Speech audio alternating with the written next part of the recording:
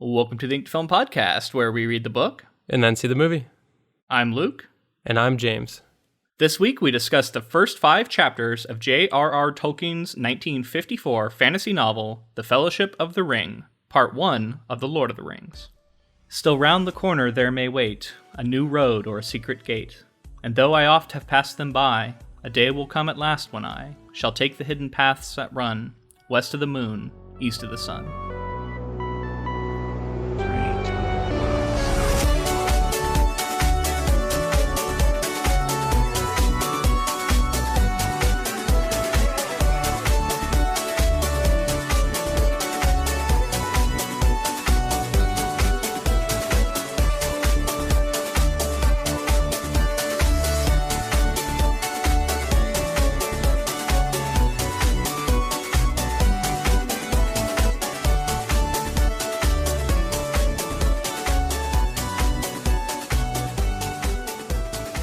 So James, the year is 1954. Rock Around the Clock is on the radio by Bill Haley and the Comets. The Tonight Show is first aired with Steve Allen as the host. Marilyn Monroe is marries Joe DiMaggio, and Elvis Presley begins his music career. Also, Fellowship of the Ring by Jrl Tolkien is published. Sounds like a good year, man. This is post-World War II, right? It's just a few years over now, and this book comes out, and famously, a lot of people compare it to the war and think that Tolkien was inspired by it, which he was not a huge fan of. He even said that he dislikes allegory in all of its forms. But yeah, I just wanted to introduce where the world was at when this book came out, because I think that's important to remember too. Yeah, because it's such an interesting story for that time. Like this wasn't the norm. This wasn't what was necessarily popular. Oh no! So he was releasing this into a very different world than we're in now. So we should also probably say what this podcast is for anyone who might be checking out Inked Film for the first time. We are going to read this book in 3 parts, talk about it at length. Then we're going to get into the movie. You know, the 2003 Peter Jackson movie, I believe. 2001.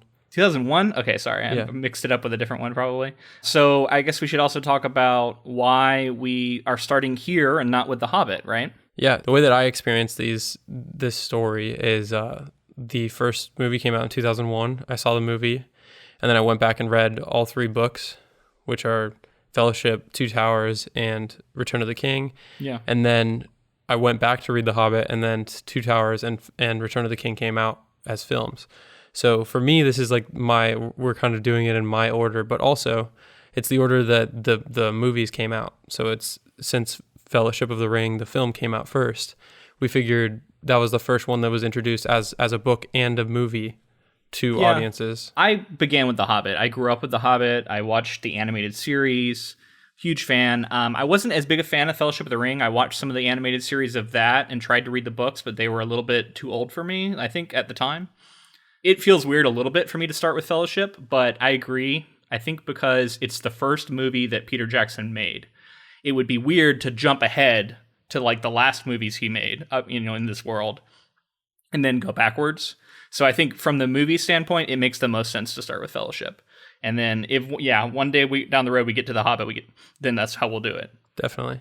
We also aren't going to do the Two Towers right after this. I wanted to point that out so people aren't disappointed when they see that. We're going to break this up a little bit because we don't want this podcast to become all about Lord of the Rings all the time. As fun as that might be. I'm the kind of person that learned to like save your dessert. So like I want to split it. You know what I mean? I want this to last. Right. Yeah, we'll draw it out and we'll use it when we don't have like a new release coming out. We can fill in the gaps with this. But yeah, so we plan to do the other 2 movies, at least in this trilogy, but we're not going to do them back to back to back. So, and we could potentially eventually do The Hobbit as well, The Hobbit and the 3 Hobbit films, but we're not really. We're thinking we do this trilogy first. Yeah, we'll see where we go from there. But yeah, before we get into it, I also just wanted you to elaborate a little more about your history with these movies and these books and maybe what they meant to you growing up, or like how old you were when you saw them, that kind of stuff. Okay, so I saw Fellowship in the theater when I was like 8, I think. Wow. So it was like 7 or 8, and I mean it completely blew me away. I was in love with it right away. And like I said, just as soon as I found out that it was based on a book, I went and read Fellowship of the Ring, and then read Two Towers and Return of the King. And it may have been a little mature for me at that time. I may not have understood all the nuance and everything that was going on, but I really enjoyed it.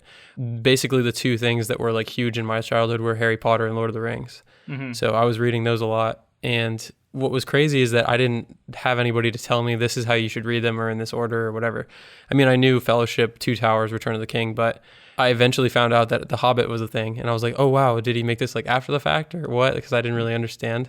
And so I went and read The Hobbit, and it was like more lighthearted and more of like just a fun adventure romp. And I loved and it. Published, it was published first. It was published first. So yeah, I didn't know that, and I felt like it was just like this little extra piece of the universe that I got to experience after I had already gone through the whole journey with the ring, and I thought that was so cool. I loved The Hobbit, and I still love The Hobbit. I think The Hobbit's a very it was perfect for me at that time as well. I was like 8 or 9, and that one connected to me even more than this trilogy did at first, and now I feel like I like this story more. Yeah. So I suspect you've seen the movies multiple times. Have you reread the books since you were a kid? I haven't read through this trilogy in like 10 to 12, 13 years or something crazy like that. Okay, so it's been a while. Yeah. So my experience, I already talked about my, growing up loving The Hobbit. That's a book I reread multiple times. I loved the animated series. I'm gonna out myself a little bit here. Maybe not a true geek. I actually didn't read. I read part of Fellowship, but I was really into like Dragonlance and stuff at the time, which is just way more sword and sorcery, fast adventure novels. And so I remember not really getting into it. And I had seen the animated series, so I knew the story a little bit. And then the movie came out, and I really loved that. So, like, after the movie came out, I went and I read them, and I read all of Fellowship, I read all of Two Towers, but I kind of got bogged down, and I don't think I ever finished The Return of the King. Really? So I don't know that I've ever actually finished that book. Wow. So this through the course of us covering this, I will now have finally read the entire trilogy in its entirety. That'll be cool to experience. Yeah. But yeah, I'm kind of embarrassed to even say that because I feel like as someone who's written fantasy myself, like how dare I? But yeah, that's the truth. Being real here.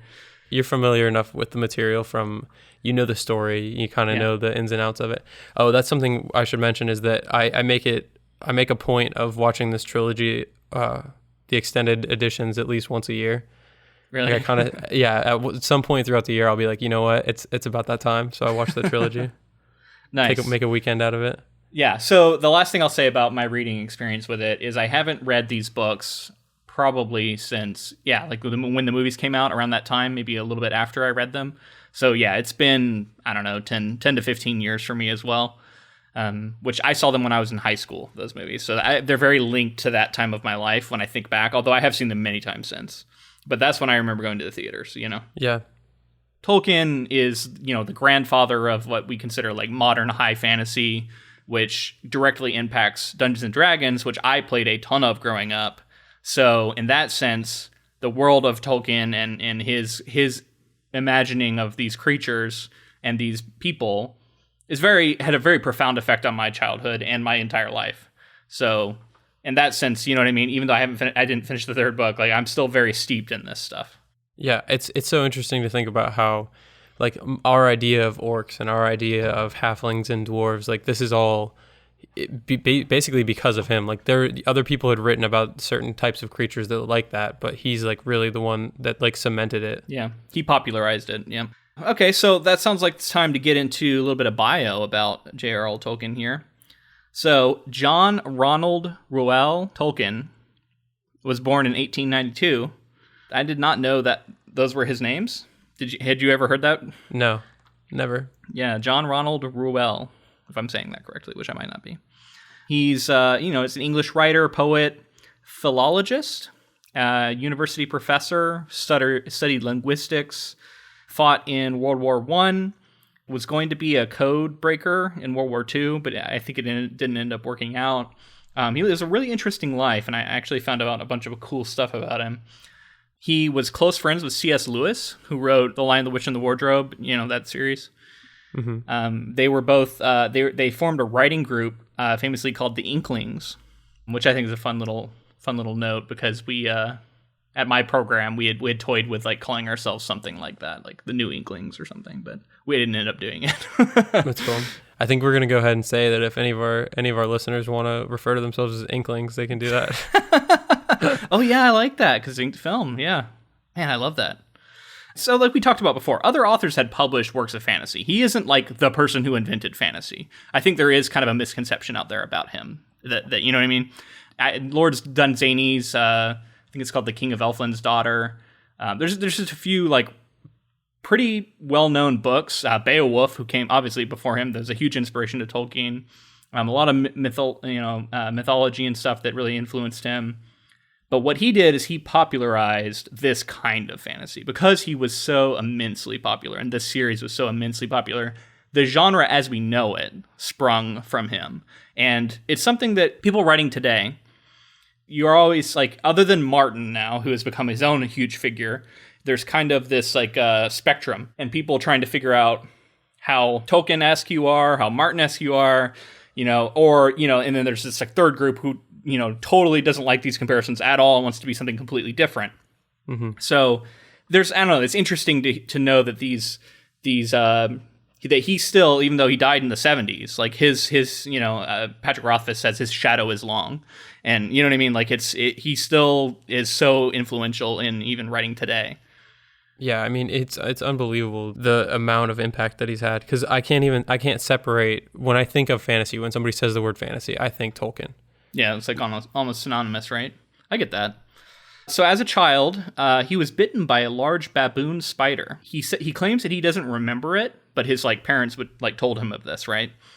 And he actually has no special hatred of spiders. Like he wasn't like someone who hated spiders when he grew up. But I can't help but think, you know what I mean? Like that influenced his writing, because big spiders are like just a big part of the series, without getting into what happens at the end. So I was looking into Tolkien, and with the foreword, which we'll get into in a little bit, I was so shocked to hear that he was so vehemently against the allegories that I felt like were like, I guess, is it just one of those things where it's like, as a writer, you would rather believe that like this is all purely from you without any sort of like inspiration?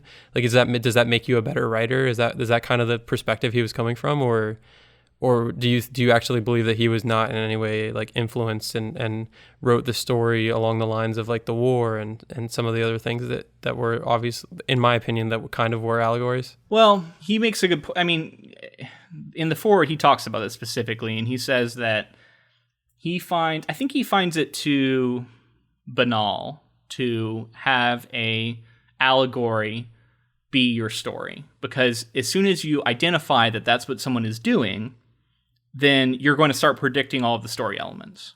Mm-hmm. And I think he said that like he had become very good at picking up on that, and whenever he would read a writer and he would recognize that they were telling an allegorical story to represent something, whether it was like a war or the story of Christ or whatever it might be, that he would get bored, because he would like understand, like, okay, I know where this is going. I can understand what the story beats are going to be now because I've identified this thing. So I think he didn't like, that might be why he didn't want to say that. But he does have a quote in the foreword. So here's the quote.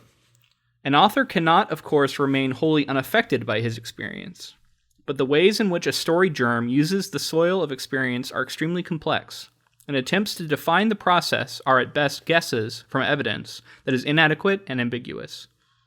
Yeah, so I think that's cool, because like he's kind of acknowledging the fact that like a lot of things that he saw in the war or things that were going on did affect kind of his point of view.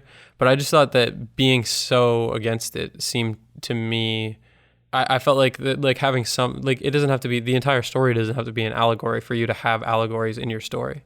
Yeah, I think I think he had a different distinction he was making there. I think he was trying to say, you can't look at this book and say this is an allegory for World War II. Right. For one, he was heavily influenced by what happened to him in World War I.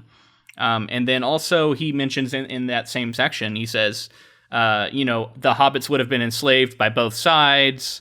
All these things would have gone down differently, like if he had tried to write it as a true allegory for the war, which he doesn't view it as that. So, but there's this whole thing called the death of the author, where it's funny because this author actually is dead.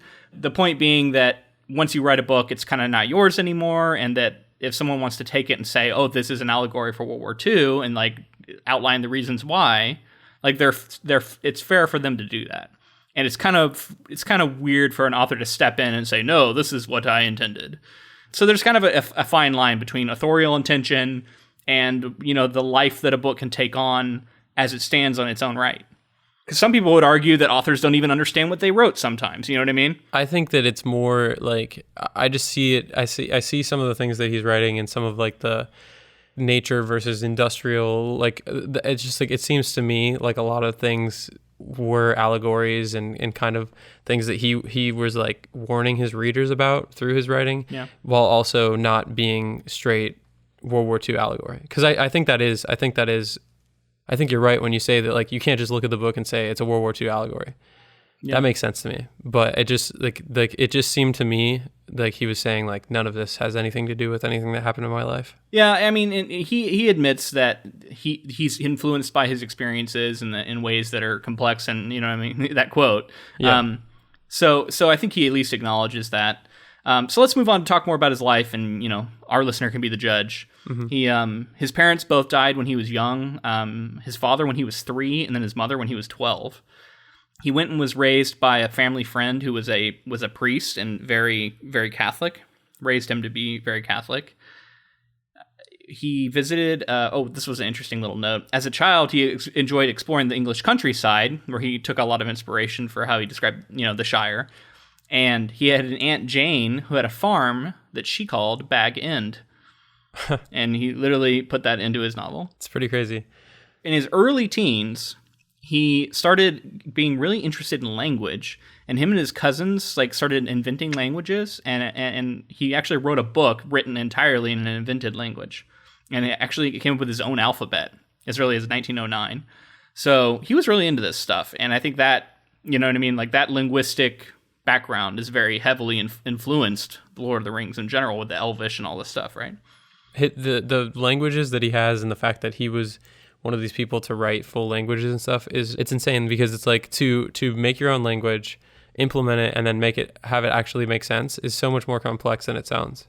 You know what I mean? Yeah, and that was the thing that he was obsessed with. You know what I mean? And he brings that to his writing, and you know, I think authors would be wise to lean on their own things that they are interested in and maybe even obsessed with, and to lean into those like knowledge, you know, the knowledge they've accumulated for that subject matter, and like put it into their works, because that's how we got Elvish. You know what I mean? Like, because Tolkien put that interest into his works. Yeah. You can get into trouble when you try and imitate that and you don't actually know anything about it. So that's always the risk authors run, because we have to pretend like we know everything, when usually we just know a little bit about a lot of stuff. Now, do you know? I know that like Dothraki has become a language for the show. Yeah. Did George R.R. Martin fully create a language, or is that no? As far as I know, he did not. From what I understand, they brought someone on to do that for the show, to make it into an actual language. So moving on. He went on a summer holiday to Switzerland, and he like would vividly recall this journey in later life, and especially in letters he would write to his son and all this stuff. And it seems that hike or summer journey or whatever it was, where he went and saw these mountains and all this stuff, like that heavily influenced his book as well. Like the journey taking was very inspired by this Switzerland holiday he took. So then we get to the war. So he was kind of like an academic. He's not very physically strong, but kind of like imaginative type. And he went to college, and so he deferred for a little bit. But then he started to face immense pressure for not going into the war, because at that time, if you didn't volunteer, like you were seen as a coward. So eventually, he does join up. And he fought in the Battle of the Somme, which I don't know if I'm pronouncing that correctly. I've always seen it written, but never said it aloud. Somme. Famous battle from World War I. He came down with trench fever. He had lice. That was carried by lice that he was often afflicted with. He says later that like his illnesses that kept him off the front like might have saved his life, because a lot of his friends that he had been growing up with and people he knew died in a lot of these battles when he was pretty young. So this is all very influential too. And I think when he talks about the World War II allegory, he's also saying like, no, also remember World War I, because I think that had a very profound influence on his life and his writing. So while he was in the army, he said that the experience in the battle taught him a deep sympathy and feeling for what he called the Tommy, which is an especially plain soldier from agricultural counties. He remained profoundly grateful for the lesson. For a long time, he had been imprisoned in a tower, not of pearl, but of ivory. So this was his, like, I think it's like, that thing of like the poor and the uneducated are often the ones who die in these wars, right? Mm-hmm. And he saw that, at firsthand. And so he felt like a deep connection to these, boys who were dying. They're just like farm boys, and they were just out there dying, I mean, not to mention the fact that he probably hadn't had a lot of interaction with these kind of people, because he said he was raised in a certain environment, so he probably got to know them as people instead of just their status. Yeah. He started working, when he got back from the war, he started working in different colleges. During his time in college, he wrote The Hobbit and the first 2 volumes of The Lord of the Rings, while living at this certain actual residence in North Oxford. Or now there's like a commemorative plaque there. So yeah, he did a lot of his work while he was in academia, and it's interesting that he wrote all these books for but then they weren't published till 1954. At least The Lord of the Rings weren't. So he worked on this trilogy a long time. Is what I'm kind of reading in between the lines here. So I mean, The Hobbit came out in like the 30s, right? Late 30s. Yeah. So 1937. So yeah, it's interesting that after The Hobbit came out, it took what, 20 years. Yeah, a little less than 20 years. Yeah. It'd be 17 years, to 17 years until proper Fellowship, Two Towers, and Return of the King came out. It's so much time, and so much happened during that time. So yeah, I mean, all of World War II. Right, so that's probably like a reason. That's all. You know what I mean? There's other things going on that would distract so much from writing. And yeah. So we should also say that here he was known as being a political moderate. He was against a lot of industrialization. He seldom drove a car, often rode a bike, favored simple life. His writing is very pastoral, and I think you can see that all comes through in his writing. He was against both communism and Nazism, outspoken really against both. I think that all comes through in his book. You can tell just by, like, you can see that he is a man who seeks a certain amount of adventure, or sought a certain amount of adventure, but at the same time, the thing that he yearned for and the thing that he wanted the audience to yearn for is the Shire and that simple life. Yeah. But he also makes fun of him too. You know what I mean? Like at the same time that he's like championing this lifestyle, a lot of these hobbits are seen as comical, right? And they're so shut in, and they're so and the story itself is about Frodo leaving and going and like experiencing the world and meeting people. So the whole story is about breaking out of that comfort. Mm-hmm. So you can look at it both ways. I see what you're saying. For sure, and so that's why I say it's interesting, because I think you can view it either way, right? Right, and so like the characters that are surrogates for the audience are typically the hobbits. I mean, Frodo's the main character, so right, and they just want to get back to the Shire. So it's like they're also kind of the fish out of water type character, because they don't know a lot about the world, and they go out and they have to learn about it. Right. For the most part. So that also makes them a good stand-in for the reader. He originally intended Lord of the Rings to be children's books, much in the same as The Hobbit, just kind of like a follow-up to The Hobbit. But as he wrote them, he noticed they were much darker and had more adult, kind of concepts and themes in there. So he ended up writing them for adults, and he had to, I think that was part of the revision, was changing it to be more for adults. And I think you can still see some of the traces of that, though. Because especially in this first book, there are parts where it felt very Hobbit, right? It felt very whimsical. Mm-hmm. And I don't know, I'll be interested to see if that really stays true throughout. But it does feel like at times almost written for a child, but then at other times more adult. I agree with you. I wondered, it'll be interesting to see when we get to like Return of the King if there's any of that like simple joyfulness left in the book, or if it's all just sapped out by the seriousness of what's going on. And maybe he intended that. Maybe he wanted it to seem like it was going to be another story like The Hobbit. When his books came out, they did okay, but it wasn't until the 60s to where they really took off and became these supremely popular books. that, continued on through the 70s and even to today. They're still widely read. Some of the best-selling books of all time. Yeah. I think we should talk about the fact that it became so popular in the 60s because of the counterculture that was coming up, right? It was a lot of maybe people living like alternative lifestyles and things that are going on with like sexual freedom and like experimenting with drugs and like all of these things. And Tolkien, from all accounts, was not a fan of the fact that his work was becoming like intertwined with this culture. Yeah, it's interesting because he wasn't known as like a conservationalist. If you read his books in a certain way, they can be seen as that, right? Like trying to preserve the natural world and all this. So yeah, I can see it being championed by people who were, at the time, a lot of the hippie culture being very into like saving the planet and everything. I honestly see the story a little bit in that way. Like I kind of understand why people were reading it that way, because if I didn't know any better, I would have thought that he fit along in with that audience, and that like I would have thought that was the point of the book, was kind of just showing like the horrors of war and the ideas that like we should try to conserve nature and like worry less about this industrial complex. And yeah, and I mean, that goes back to what we were talking about, right, with the death of the author and, that concept. And the idea that, like, that the book can mean that, because once it's out and published, it's kind of its own thing. And whether or not he intended it for it to be that way, if the crowd picks it up and uses it that way, it kind of becomes that. There's always an interplay, I think, of the two, authorial intent and the book as it stands. But yeah, that's very fascinating stuff. But I think we should probably get into the actual text. Let's do it, yeah. So my book had this foreword that was separated into several sections. We already talked a little bit about him talking about it being allegory, but then there was one called, it gets into this other part, it's called One Concerning Hobbits, and we get like a really long description of what hobbits are, the fact that they love wine and cheer and well-tilled earth, talks about their stature, and kind of gives them like a description.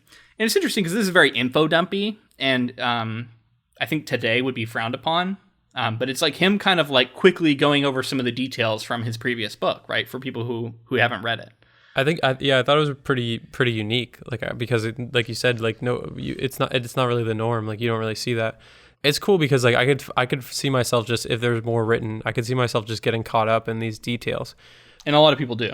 Yeah, exactly. Yeah. So I was gonna say like I know I've never read the Silmarillion, but I know that it's like a lot of people have said it's very info dumpy. Like it's very much just like a historical text. Yeah, it's like a history book almost. Yeah. Mm-hmm. But yeah, I thought it was really cool. Hobbits are very into their families and where they come from, and you wouldn't think that it's something you'd be captivated by, but I was so interested in it, and I love this like Hobbit culture that he created. Right. Yeah. So the next one is Concerning Pipeweed, which I thought was pretty funny. It seems to be tobacco, from if I can read between the lines, but I do think there is a funny alternative reading where it maybe is a different kind of weed. That was probably championed by the people in the 70s. Right, but it's very specifically not just tobacco. You know what I mean? Right, it's something else. Right, it's like a mystery weed. Right. So if it was just tobacco, he would say it's tobacco, but it's not. Right. It's some sort of interesting weed that the hobbits smoke, and they're very fond of, and they get really into like different strains from different areas. So you tell me what you think that is. And not just the hobbits. Gandalf is known for being quite fond of it and being very good at blowing his own smoke rings. You posted on our Twitter, I think, a GIF that I'd seen before. It's so funny. It's like something about Gandalf showing up to get dank or something like that. Showing up to get dank, and he just like appears out of nowhere just when the smoke clouds come rolling. Yeah, it's good. It's good. Check that out. At Ink to Film. Yeah, the two other sections in here are of the ordering of the Shire, that talks a lot about how there's increased patrols of these kind of guardsmen, as like strange fellows and dark figures are being spotted at the borders.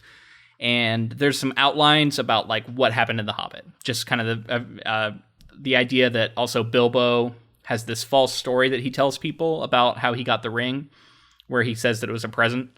And that's interesting, I think, to think about. And the fact that Gandalf knows that it's not true, and he finds it odd that like Bilbo keeps telling this story. So yeah, he's setting up a lot of this, like, what's been going on in the intervening times between The Hobbit and The Lord of the Rings. All right, so before we get into the first 5 chapters of this novel, We wanted to stop and take a second to tell you about Audible. Audible is an app that you can use to listen to audiobooks. They have like 80,000 or something like that in their collection. And I mean, I've used this app quite a bit. They've been nice enough to give us an affiliate link. It's audibletrial.com/ink2film. And with that, you get 30 free days to their service and one free audiobook in their whole collection. Yeah, you could use that to listen to this book, which is a very good audiobook. I like the reader a lot. I actually sometimes will listen along as I read. I don't know why. I just find that to be nice. Like, there's kind of a pleasantness to that, because I do happen to own this audiobook as well. Yeah, I've done that from time to time as well. For this so far, I've alternated. I've read some and listened to some as well. Right. This is actually the first audiobook that I ever got when I was younger. My parents got it for me, and it was like 20 something. It was like, like 15 to 20 CDs that you would like pop in and pop out. Yeah. And I mean, it was a great experience. I remember just like, that was my first experience with audiobooks. So it's funny that we're coming full circle now. Yeah. Well, and Audible is a much better way to do it, because it's, if you think about that, it was way more expensive to get through a book. Whereas this is $15, you get a book, and you get a new book every month if you keep up with the subscription. We should say you can cancel anytime.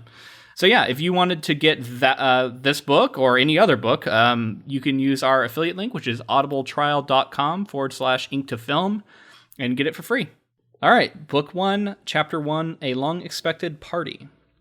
Bilbo Baggins has announced his 11th birthday party, which is 60 years after his adventure to the Lonely Mountain, where he amassed his immense wealth. It's noted that he has an unnaturally youthful appearance, as if he's been preserved. His young cousin, Frodo, has come to live with him in his tweens, which I got a kick out of, which is the age referred to for hobbits between their 20s and the age of 33, where they kind of become adults. They both share the same birthday, September 22nd, which is also interesting that lots of people have noted that it's interesting that it's like a real day. You know what I mean? September 22nd, like that's a real day in our calendar. Right. So that's interesting to note too, right? Maybe it has some significance to him. Tolkien. Yeah, I don't know. We first meet, or first hear about Sam and his father Hamganji, also known as the Gaffer, and that they're friends with Bilbo, and they tend the garden at Bag End, which is the name of his, immense hobbit hole. They live in the same hill, actually, just like further down the way. This is all very written in kind of an omniscient POV, so it's a lot of just like town history, what's going on, what everybody's up to. We learned that a lot of people are gossiping about Frodo and him being from like down the road in Buckland, and how the people in Buckland are all queer, which is their word for weird. But it's just funny, right? Because this is them setting up where like both sides feel that way about each other. Just like, even though they live in the same damn place, it's just like, if you're on that side of the river, you're weird. I feel like so this is what I was saying earlier. He kind of pokes fun at this like simple-mindedness too, right? Yeah, and it's very like, I think an English person would say it's very English. Like, I feel like he's pulling that from, like, there's a certain amount of, like, snootiness that can be seen. And, like, sure, they're from this far. Like, I think he's making a comment on, like, what it's like to be, like, you guys are from the exact same spot, and you have no idea how dangerous it is outside there. They're just like each other. Like, you know what I mean? They're worried about things that don't really matter. Yeah. So we learned that Frodo's parents drowned, and he is an orphan who Bilbo took in to raise as his own kind of son, I guess. I don't know if he never really calls him that, but it seems like they have a very kind of father-son relationship. There's a lot of gossip about the hobbits who know that there's treasure inside Bag End, and people are always kind of like debating, if there's like hidden passages filled with gold and all this stuff. When the party is announced, everyone gets excited because the custom for hobbits is to give out presents to the people who come to your birthday party. It's a pretty cool custom. So everyone gets excited because Bilbo is going to invite like 1 billion people to this party. It's going to be this gigantic, like biggest party ever, and he's going to be giving out presents to everybody from his like immense hoard of wealth. Rumors abound of fireworks at the party that are going to be set off by the wizard Gandalf. There's note of some dwarves showing up. Other strangers who come by. So it seems like he invites some of his non-Hobbit friends to this, although we don't really get their names other than Gandalf. So we don't know who these mysterious dwarves are. Well, It's never really, well, at least so far it hasn't been told to us. We can probably assume that they had, they were either relations or they're, people that he met on his journey before. Because he only... Yeah, it would have been interesting if, like, one of them was, you know what I mean, like, somebody from The Hobbit. Mm-hmm. But instead, it's like, we don't get their names. Speaking of names, you were talking about before how some of this can be seen as a little more childish, this part of the book.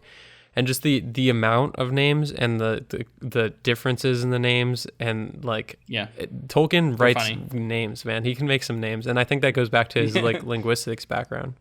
Yeah, and a lot of them sound very similar. Like it's like Boffin and Biffin and Bomber. Same thing with like dwarves and the Hobbit, right? Right. And the proud foot and proud feet and all that stuff. So I can't even imagine how much time he spent just creating names.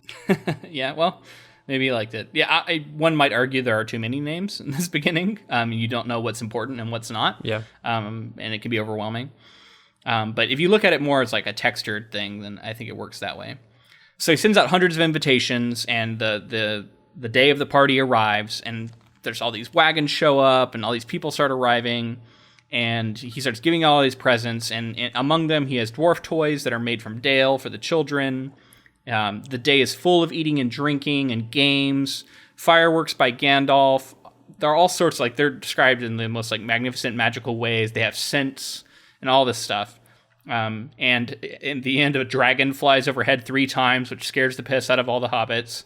But it's this like joke played by Gandalf, which is kind of an interesting difference from the movie, which I should also say, we haven't talked about this much, but occasionally we're going to make some movie comparisons, but I think we're going to try not to do it too much and focus more on the book. But here I just immediately thought like, in the movie, it was set off on accident by, I think, Merry and Pippin. Right. Whereas here it's like a deliberate prank by Gandalf. Yeah, there's a very distinct, because the movies are the thing that I think of more often than the books. There's very distinct differences in some of the characters. Sure. Frodo's like Gandalf, aged down. Yeah. Most of the hobbits are aged down in the movie. Oh yeah. I think what they are is the age they are during this party, because a lot of this beginning happens a lot faster in the movie. Yeah. Whereas in the book, we'll get into it. It's drawn out over a long period of time. There's this huge prodigious feast that ends, with a big speech given by Bilbo. The speech is, almost word for word what's in the movie. Mm-hmm.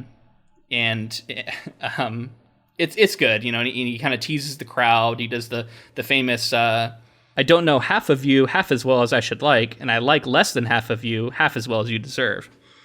Which, I think it might be fun to kind of parse that. If you take it, when I first heard it, I thought it was an insult. I think it is an insult still. See, I don't think so, if you parse it. Okay, let's figure it out. So what he's saying is, he says, I don't know half of you as well as I should like. So that on its surface seems like he's saying, that's a compliment. I should like to know half of you more, right? So that's a good thing. And then he says, and I like less than half of you half as well as you deserve. So he's saying he likes them less than they deserve, which means he should like them more, right? Because they deserve to be liked more.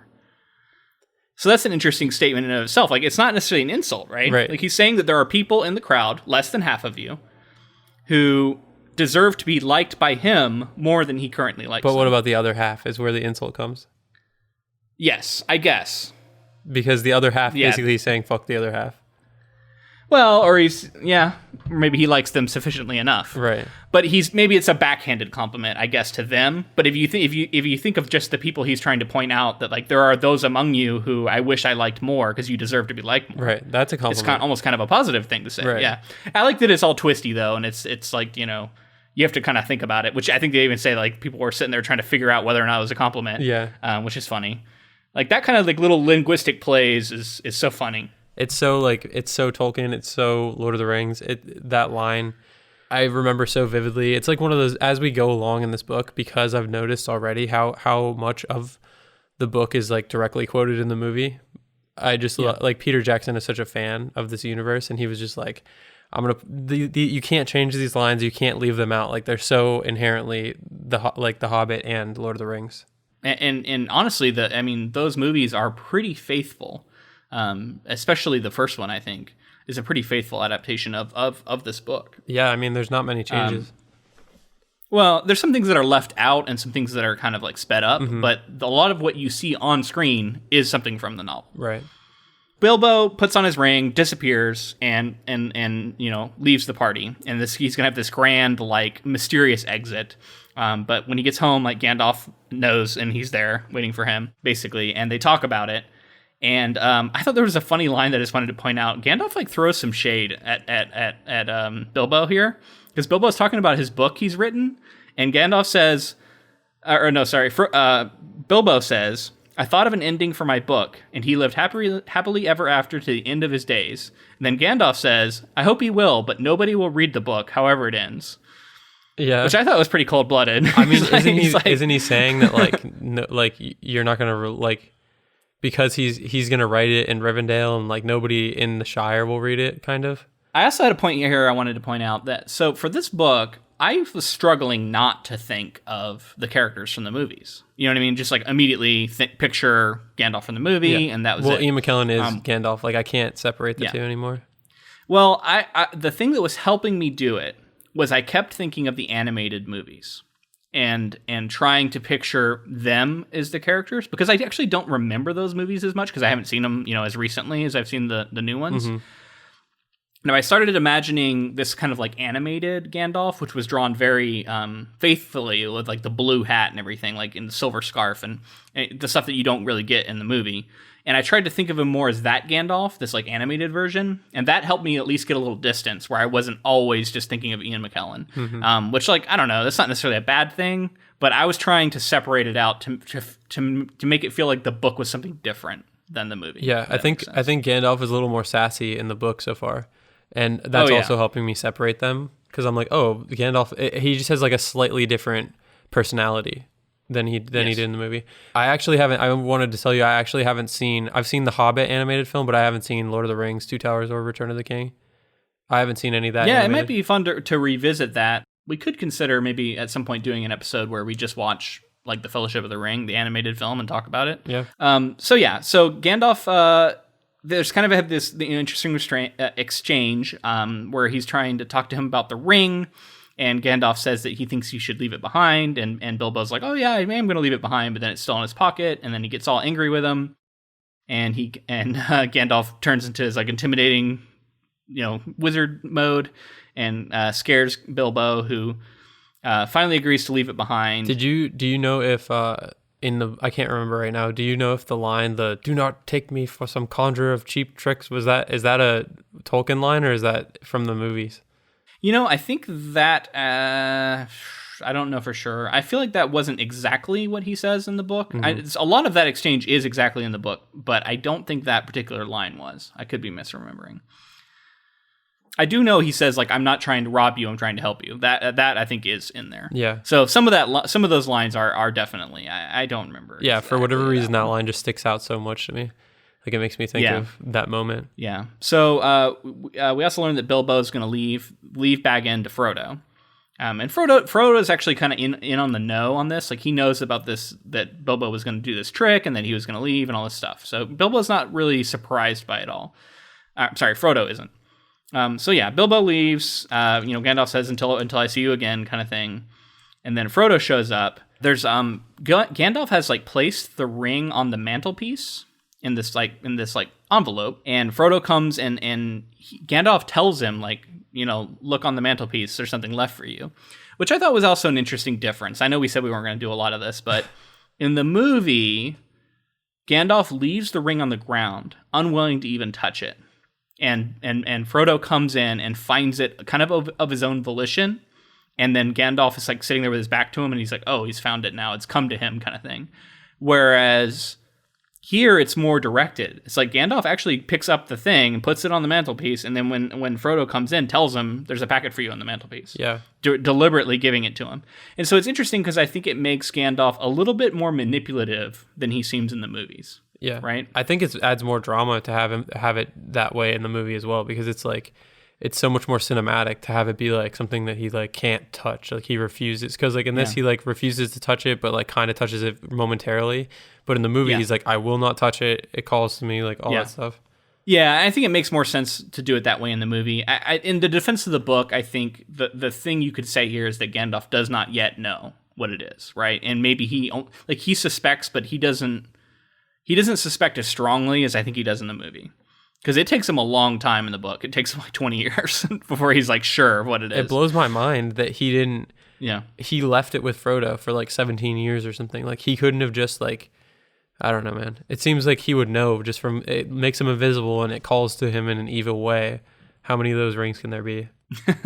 Well, we know there are other rings of power. Yeah. But he doesn't know if this is the one yet.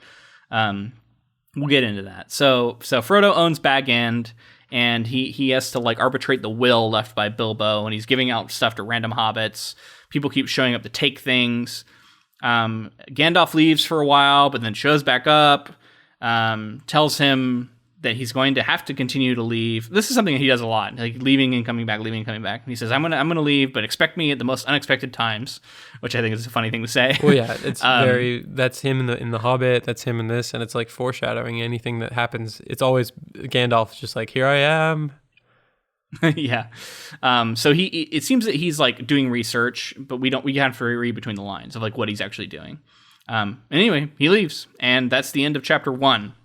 So talk to me about chapter 1. What was your reaction to it? I mean, the major thing that sticks out to me that I was like, I couldn't stop thinking about is just like how densely detailed this world is that he creates. Yeah. And like it's detailed in The Hobbit, and like he takes it to another level. There's so much. He just starts talking about history. He starts talking about like the history of the Family Shire, histories. how the Shire was set up. Yeah. And like it's so, and like I'm a person who really enjoys that, and because it helps me like imagine more, and like every little detail that I get is like another thing that I can add into like my mind's eye of what's going on. And that's the thing that sticks out to me the most, is just like how real the Shire feels and how it seems like such a happy place to be. And I think it's smart to do that because it sticks out so much to you when you juxtapose it with what's coming.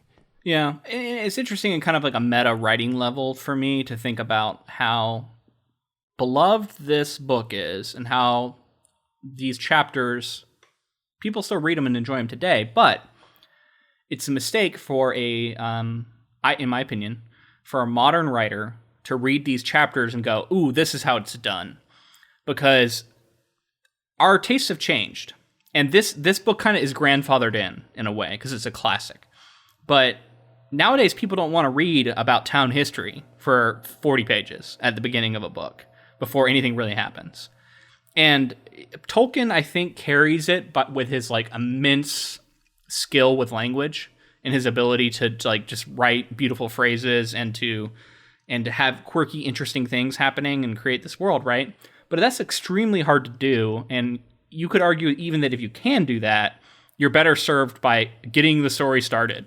And that's something that throughout this introduction, I kept thinking like, wow, he's really getting away with not starting this thing for a long time. And it just, I would say, you read this book and appreciate it for what it is. But if you're a modern writer, like, you are best served by not following this blueprint.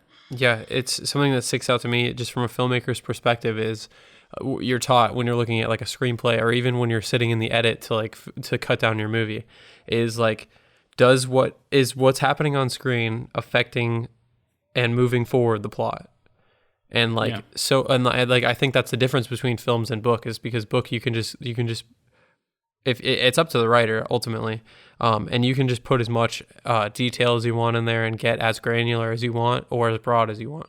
Whereas in a film, you're like, let's move it along, got to keep it going. You want people to be engaged and all of that.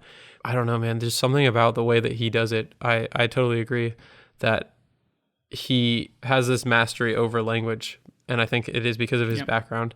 Yeah, I mean, I have a real fond kind of place for pastoral poetry, really beautiful stuff. I'm saying like Yeats, Robert Frost is like my go-to for that kind of writing, and a lot of this stuff reminds me of like a Frost poem, and that kind of stuff, like it speaks to like a simple truth of the universe, and it really touches on like the beauty of nature. And he kind of does it in that way, I guess, at times. And a lot of that stuff, like, that'll carry me no matter what's being talked about. Like, I can just enjoy that stuff. But let's move on. So chapter 2, The Shadow of the Past.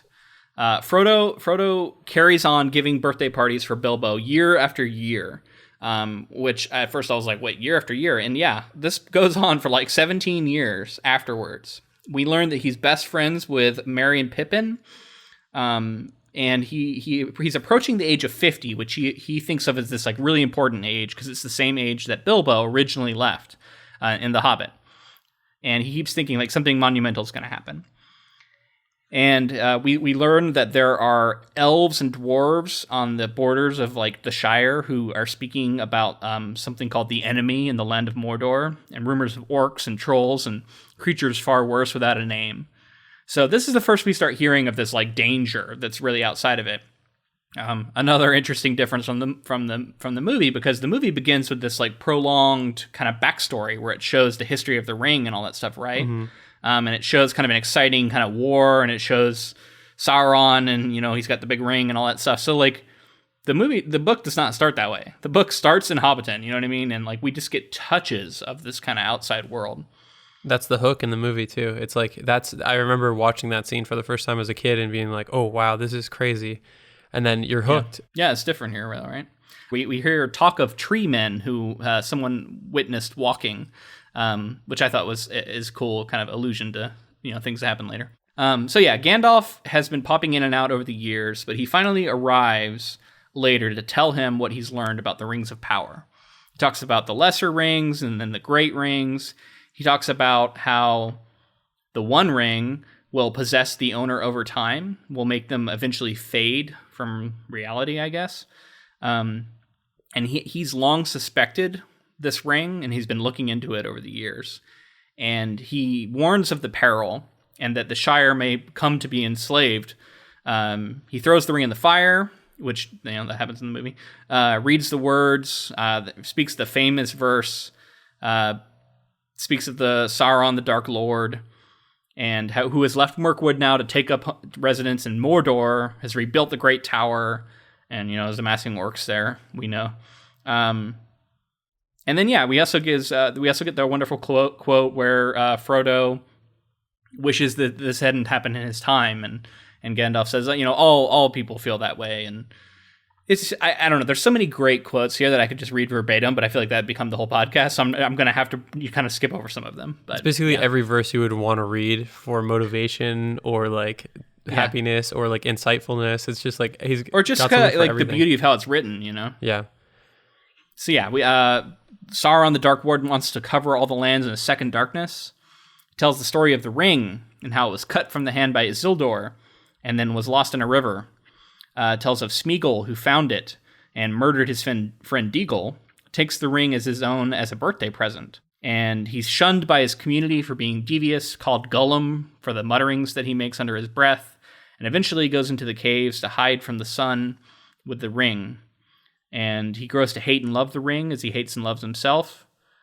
Bilbo is the only one to ever leave the ring behind in the history. Like he was the only person who's ever been able to like voluntarily leave the ring behind, which Gandalf thinks is surprising. And he talks about how hobbits have this like natural surprising strength to them. Yeah. And kind of like fortitude of will. And I feel like we're also supposed to think that like Bilbo didn't forcibly get the ring, right? I think that's an important thing. Like he could have taken the ring and then when he was invisible killed Gollum. And I think we're supposed to... He didn't kill Gollum, though. Mercy stayed his hand. Right, he didn't kill Gollum. So in the fact that he got it like with a pure heart or something like that is kind of leads us into like why hobbits and why Frodo. As the story goes on, we come to like Frodo's like, why me? Why am I the ring bearer? Right. And I think it shows like why he's good at why hobbits in particular and maybe Bagginses are good at this sort of thing. So we also learned that Gandalf like had to force a lot of this information out of Gollum, which is also interesting, right? Like he doesn't say torture, but you get an impression that he wasn't necessarily very kind to him when he was getting this information out of him. Yeah, And we also know that like somebody, I don't know if he uses the name Aragorn, but like a ranger or strider. Yeah, he does. Okay. He mentions Aragorn, the greatest huntsman, who helped him hunt down and find Gollum. So he found Gollum, they tortured him, and then got the information out of him. Basically. Sounds like it, yeah. I mean, he's Gandalf the Grey here, right? He's got some. He's a little bit more gray in his morality at this point. Yeah. So he also finds out that Gollum has revealed the name of the Shire, Hobbits, and Baggins to the enemy, and so that he knows that Sauron knows that someone named Baggins has the One Ring, and he wants it. All of his mind is bent on it, or whatever, right? Like, it's the one thing he wants. Mm-hmm. And Gandalf says the ring must be taken to Mount Doom to be destroyed. It's the only way. And Frodo, this is when Frodo offers him the ring, but he says he cannot take it because through him it would wield this great power. But then Frodo surprises Gandalf by saying, I will take it and I will leave the Shire to protect the Shire. Because he wants to protect it, and he doesn't say like I'm going to take it to Mount Doom or anything yet, but he's just saying like I'll leave the Shire with the ring to protect everybody I know, and then Samwise Gamgee gets caught eavesdropping, and Gandalf tells him you're going to accompany Frodo as your punishment, and that's the end of chapter 2. So Samwise, he's the man. I don't like. There's no ifs, ands, or buts, man. Sam is like. He is like the full-on surrogate for the audience, and I honestly didn't remember how he was like depicted and treated a little bit. There's a little bit of like way more servant feeling. Like he obviously called him Master Frodo, all that stuff, but it's in the book. I think it's played out more as like legitimately like a servant, and not just like somebody who's helping him along. Well, later on, we get more of like his friendship though, and like how he feels about him, and how. Yeah, so I mean, I think their friendship is really kind of the heart of this novel, mm-hmm. and especially later on, it becomes so important. And we see traces of it early, I think. All right, so chapter 3 is called "Three is Company," and this is we get Frodo. He's kind of knows he needs to leave soon. Weeks go by as he's like dragging his feet about finally leaving, and he wants to wait for his birthday to happen. And Gandalf has left again to go investigate some more stuff. He has a conversation before Gandalf leaves where he's trying to figure out like where he's going to go, and Gandalf suggests that he could go to Rivendell, so he decides that that's what he's going to do. But I don't know. It also strikes me as very like lackadaisical on like Gandalf's part. Like he's like, oh, you can kind of go wherever, and maybe you'll go to Rivendell. And like I'm thinking, if you know this is the One Ring of Power, you're not just going to let this hobbit wander off wherever he wants to go, right? Like, you got to kind of, like, know where he is, right? And he needs to go to Rivendell because, like, it's important. Well, the elves. I don't know. It's interesting how that kind of plays out. Mm-hmm. Yeah, I hadn't even really noticed that. But, yeah, you're right. It's like, you're not just going to tell him, like, yeah, just keep it secret, keep it safe, and then just tell him to run off into the woods. Yeah. I don't know, man. And so Gandalf leaves. Frodo sells Bag-End to the Sackville Bagginses, who are these like shitty people. And I think it's funny that they're he called them SBs a lot, which I just think a son of a bitch. Almost SOBs. SOBs. The SBs, sons of bitches. And then the story is that he's going to buy this other hole, like Hobbit hole, in Buckland, and he's going to go live at the edge of like the Shire. And so his whole premise is that he wants to fool everybody into thinking he's just moving to this other home instead of actually leaving the Shire. And this becomes a very important thing for like these chapters, right? Like his kind of ruse, and he's like pulling one over on all of Hobbiton to make them think that he is actually just moving to the edge of town and not actually leaving. And even his friends, other than Sam, don't know that he's actually leaving.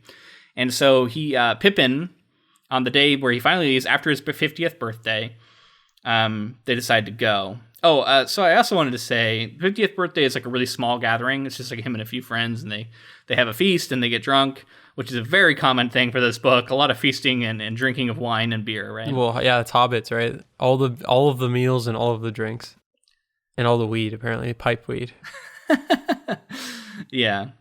As he's finally getting ready to leave, he overhears the gaffer down the hill telling somebody in like a really shrill voice that Frodo has already left. And it just, I don't know, the timing here is like almost too much to be believed. So he's been putting this off for like 20 years, putting it off week by week. His birthday comes and goes. Finally, he decides he's going to leave. And this is the moment where a dark rider shows up at his place, basically, like just down the hill, and he overhears them talking with the gaffer. And you know what I mean? Like how close he is to being discovered here. It's kind of crazy to me. Yeah, I mean, all of the timing, I think that's kind of why Peter Jackson tightened it up. Is just because it's like there's 17 years from the time that Gandalf leaves to literally only find Gollum and torture him, and then also find out about the Rings of Power. So that took 17 years, and in those 17 years, not one person who'd been looking for the ring. I guess Gollum, they had to torture Gollum for Gollum to be like resentful to go tell the enemy, but... Well, it's like it's weeks after he tells them of the danger and the fact that they know his name and are coming for him, and then weeks go by before he decides he's going to leave anyway. Yeah, like it's kind of crazy. But anyway, I mean, it just like the pacing of this is clearly not written by somebody who has like cinematic pacing in mind, right? Like this is just like, oh yeah, weeks go by, it's fine. And then they finally leave, passing into the darkness like a rustle in the grasses, which I thought was just a really wonderful line. As he leaves Bag End, I found that there's like he was really, really good at evoking the sort of melancholy feeling of like looking at a place where you used to live and seeing it all like packaged up and put away, and as you're leaving it behind to go to like some new place or new chapter in your life, and knowing maybe that it's going to be lived in by somebody else or whatever it is. And there's this certain mix of like being excited about your future and looking forward to maybe the new place, but also like looking back and feeling kind of melancholy about the whole thing. And that whole feeling comes across so strongly in this part. And I really wanted to like compliment him on that, because as someone who moved from Florida to Oregon, I remember feeling this exact feelings very strongly the last night I spent in my old apartment in Florida before I moved to Oregon. Yeah, I mean, it's something I feel like everybody experiences. I remember the day that I left home for college. Like it's that idea that like, how many times are you going to see this place that you've seen every day for your whole life, or how many times are you going to see the things that you've seen before again? And I don't know. Well, also like I don't know. I'm thinking of also of like places that you can't go back to. You know what I mean? Like leaving home is like almost a different animal, because it's like unless you know your home is leaving with you, right? Like if you can come back to it at any point, whereas. Like if you, I know you moved out of the house in Gainesville, right? And then like the house in Gainesville got sold. So like thinking about that, right? Like that like when you left that place was going to be gone. Right. There's no more memories to be had there. Right. You know? And so like, which, yeah, there's a certain sadness to that. Even though you're like, you may be happy about the next phase in your life, right? Right. It in like a day's span, it becomes history, right? It becomes like something that you look back on fondly, but you can never relive. You can never be in those moments again. Yeah, and it's weird to see it bare, to see it like stripped of all the things that made it personal to you, right? And have all that, and it's just walls now, and it's just walls and carpet, and like it's like this weird mix of familiar yet different now because it's empty. Right. Anyway, we've lingered on this a while, but I just thought it's like that those moments in my life have stuck out to me as being really interesting and memorable. And I loved that was so evocative. This part here of him leaving Bag End. He walks around. He spends time inside of a room watching the sunlight slowly fade along the wall and all this stuff. And like I don't know, it's just really evocative. I get very and like what's funny is like I do stuff like that. Like I think I get like so in my own head that I feel like my life is a movie, and that like this moment where I sit and just ponder and like I'm like, you know what I mean? Like it's like. Mm-hmm. I don't know, man. You get really sentimental about stuff. Yeah, well, we're all the heroes of our own stories, so it's kind of the way humans go through life, I think.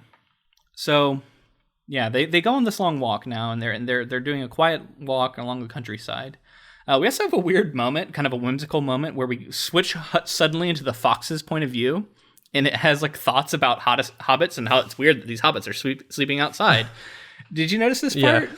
Like it stands out so much to a modern reader to me. Like all of a sudden we hop into a fox's brain of all things, and it has these like put together thoughts about these hobbits. And that was what I was saying when I felt like this was a leftover of this children's book, right? Yeah.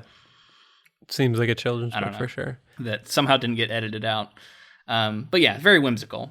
But we're still kind of in that. Like this book really draws out this like I think about the movie and like the whole Hobbiton stuff being very light and fun, but like it doesn't last that long before we're on the road and there's danger, right? Well, I mean, whereas this book really draws that out. Yeah, I can almost guarantee that we're not going to get the viewpoint of a fox when we're on our way to Mordor. You know what I mean? Like, it's just not going to. Right. So, but yeah, it is cool that he was able to take those two elements and mash them together like this. Yeah, we get the line where he's remembering Bilbo Baggins talking about being swept off by the road and never knowing where it'll take you. And then, he has this thought about how, like, all of roads are connected. And, like, when you walk out your door, like, this road can take you all the way to Mordor. And that's actually a really interesting thought, too. I don't know. Is that something you, like, ruminated on at all? I actually had this in my notes where I wanted to talk about how the road continues to be something that's important. Just the idea of the road or the actual physical road. And how the hobbits here in a little bit, they get onto the road and they realize they should stray from the road because they don't want to run into the attention of anybody who would be on the road. So they want to take like the ways that might be longer, but won't be physically on the road. And like the idea that like that is their road. Like so what is the idea is our roads are basically just a construct at that point. Cause it's just like he leaves home to head to Mordor and technically there's a road that he takes. That reminds me of the Frost poem, the path less traveled. Two roads, Yeah, so two roads diverge in yellow wood. Like I said, like, this reminds me of Frost a lot. But, yeah, I think that's absolutely happening here. And just the idea of, like, travel and how connected things are in ways that we maybe don't realize, how, like, this thing can lead to that. And we're all connected in ways... even in this, quote unquote medieval time, the idea that all paths connect and can lead to everywhere. So this is when we first have a rider. Black Rider comes along and they hide behind the log, just like they do in the movie. Frodo finds that he wants to put the ring on, but decides not, he's able to resist it and not do it. The strange rider, they think he's just a big person, maybe a man, but Frodo feels that there's something else going on with him.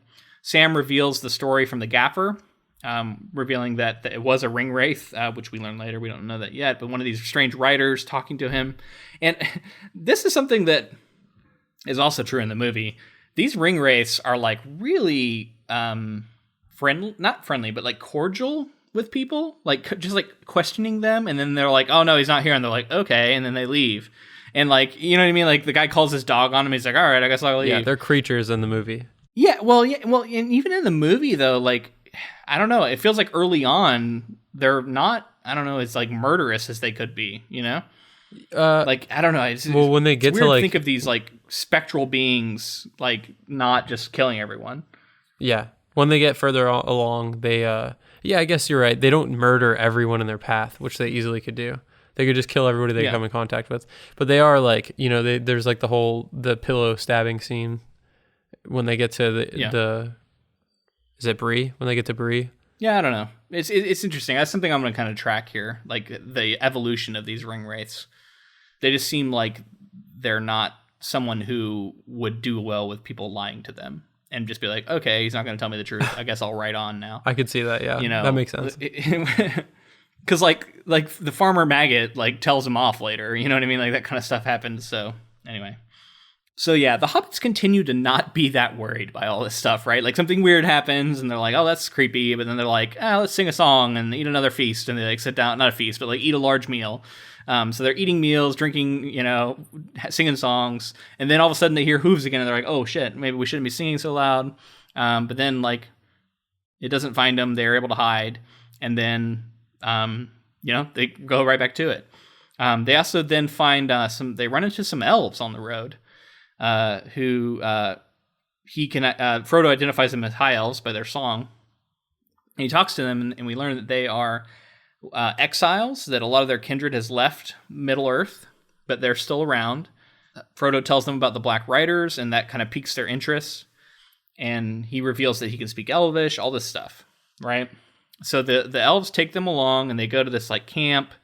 They sing when they see the stars and the constellation. They have an elven meal, which is like this, amazing meal. They drink cider as golden as a summer afternoon. Which I also wanted to take a moment to highlight how brilliant that metaphor is. And really just a lot of the metaphors that Tolkien makes here. Because, just as an example, this one here, golden as a summer afternoon, talking about cider. The reason it's so good is it's not just a one-point metaphor, right? It's not just comparing the look of it. There's also a carried connotations and like almost like baggage with the comparison, because summer afternoons are warm. Summer afternoons often are something people think of fondly. So there's all this like positive vibes built into that metaphor, to where you're not only comparing the color, but you're also bringing along all these like positive feelings, right? Yeah. So I think that's like when you're crafting metaphors as a writer, that's something to keep in mind. Like what kind of other connections you're making with that metaphor beyond the like apparent one. That's cool. Yeah, I hadn't even thought about that. That's really cool. One of the elf's names is Gildor, and he talks to Frodo about knowing that there's an enemy pursuing him, but not knowing why. And he recommends that he's like, you need to talk to Gandalf more, because Gandalf knows about these things. And Frodo says, well, yeah, he was supposed to be here 2 days ago. I guess we didn't also say that. And Gandalf was supposed to meet up with him, but didn't on his birthday. And so it's kind of mysterious why Gandalf isn't here. And Frodo says he wants to know where he's going to find courage. And Gildor basically tells him, like, take along friends. Take people with you who are willing to go with you. And that will help you on your journey. And that's the end of chapter 3. So yeah, this elf stuff, we don't get any of that in the movie. No, we see, I think once the Fellowship has started, or like once they see Aragorn, we start to see elves leaving Middle Earth. But we don't, this whole scene has nothing to do with what's in the movie. Yeah, I mean, it's interesting. He meets some elves on the road while he's basically in the Shire still. Like, that's definitely not something that happens in the movie, right? Like, we don't see elves till he gets to Rivendell. So chapter 4 is called A Shortcut to Mushrooms. And so they wake up and they find some food and drink left over from the elves. They start eating that. There's a lot of eating, and just like, and it's funny because they're also like kind of complaining about how their backs hurt because they've been on the road and all this stuff. And like, it's just funny because it's like setting up like the idea that this is hard for them just goes to show like, oh my God, how hard is it going to be when they're like truly in danger and don't have enough food to have like all these huge meals all the time and all this stuff, right? Yeah. Frodo starts feeling guilt, though. He starts thinking about how, he doesn't want to take all of his friends with him because he doesn't feel that he has the right to do that.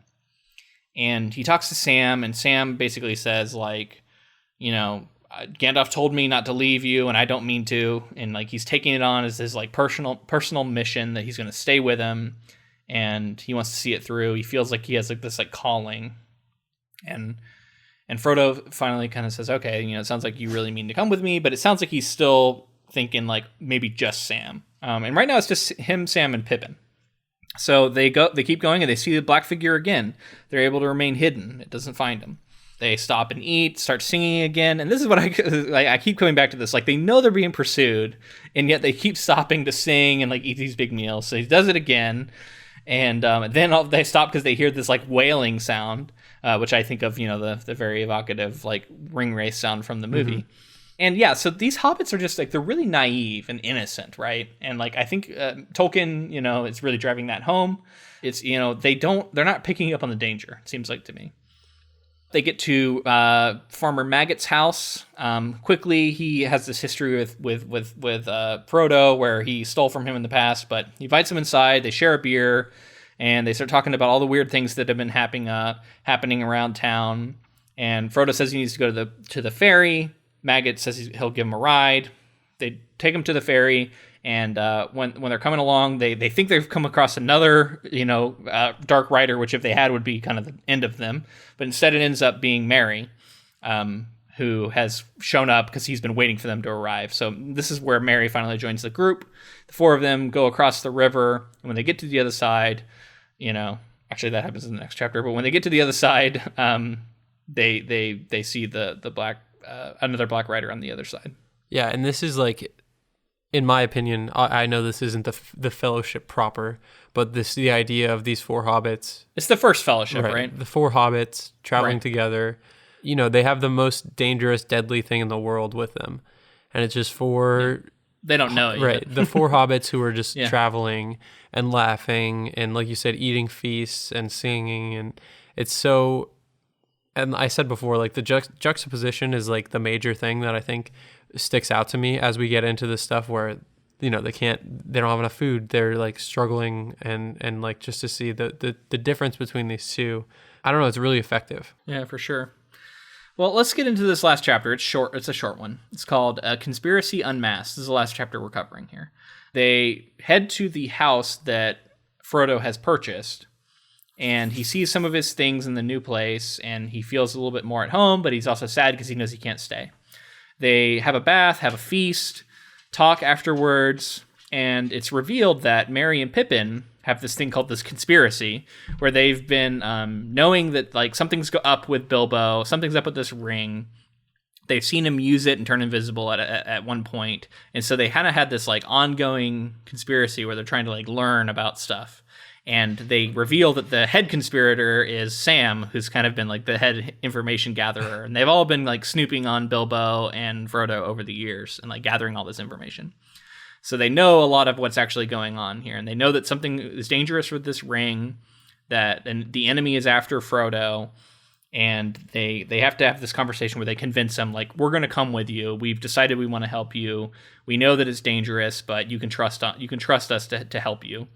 And there's also an additional one there, Thaddy Bulger, who's going to stay behind and pretend to be Frodo, and kind of like act like he's Frodo, and so that the rest of Hobbiton doesn't know he's left, because they're still very into like covering their journey. Which seems like a good way to sing get another murdered. song. Well, he even says like Tolkien says like he didn't realize how dangerous it was for him to be doing that, right? And then so Frodo finally, he's like frustrated with them for lying and about how much they knew, but then he decides like they seem like they're like true friends, and I'm going to let them come with me because they are like really bent on it. And they decide to leave before daybreak in the morning.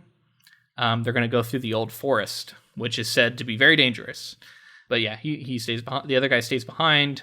And then we end this chapter with Frodo having a dream where he's looking out of a high window out at trees, and he can like hear creatures moving around in the trees. He also hears the sound of a sea, even though he's never heard the sea before. And he sees a vision of a tall white tower.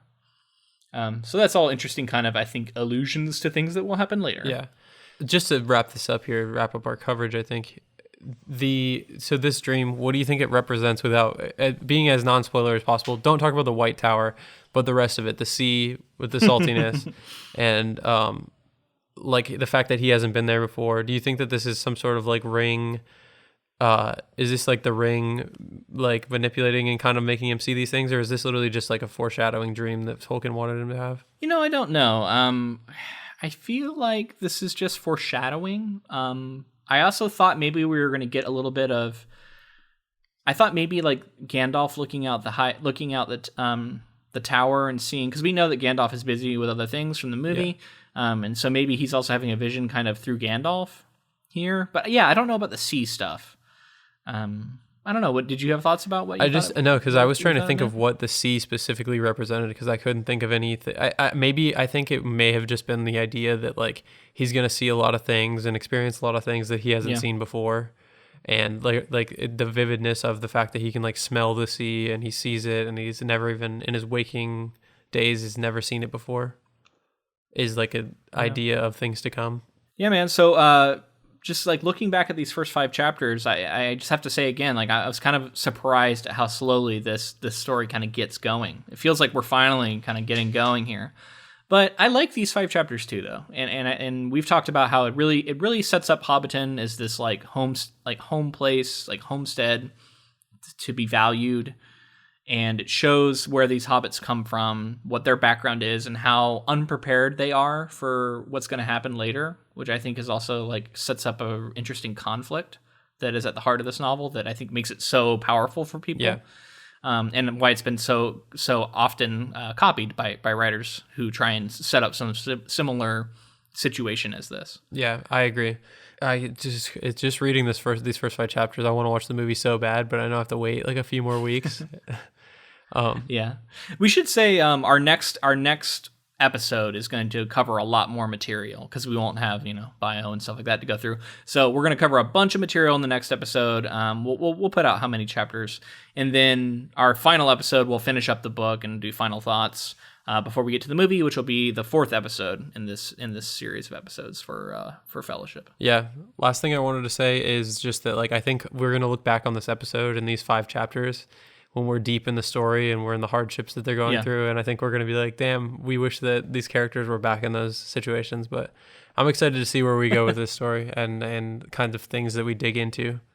All right, so that's going to be it. If you'd like to connect with us, we are all over social media. We're on Instagram, Twitter, and Facebook at Ink to Film on all 3. We'd love to have you come join us on there and talk with us about our projects. Yeah, also, if you'd like to connect with us, you can send us feedback. We'd love to hear your thoughts on the episode, on Lord of the Rings, on our upcoming projects. And if you wanted to send any of that feedback, it would be to inktofilm@gmail.com. Yeah, and you can also sign up for our newsletter, which you can find on our website.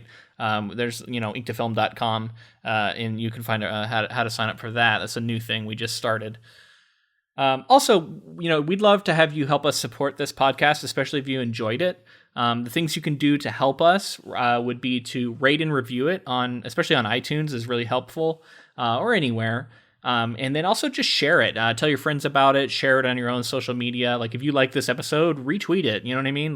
Get the word out. And lastly, we just want to say thank you to Audible. Audible has been nice enough to give us that affiliate link. So if you want to use that, it'll really help us out. And that again is audibletrial.com/ink2film. And also thank you to Music Archive for the use of our intro and outro music. All right. So I think that's it for our coverage for the first 5 chapters of Fellowship of the Ring. We'll be back next week with the big middle chunk, and then we'll finish up the following week. So hopefully you join us for that. Until then, I'm Luke. And I'm James. Bye.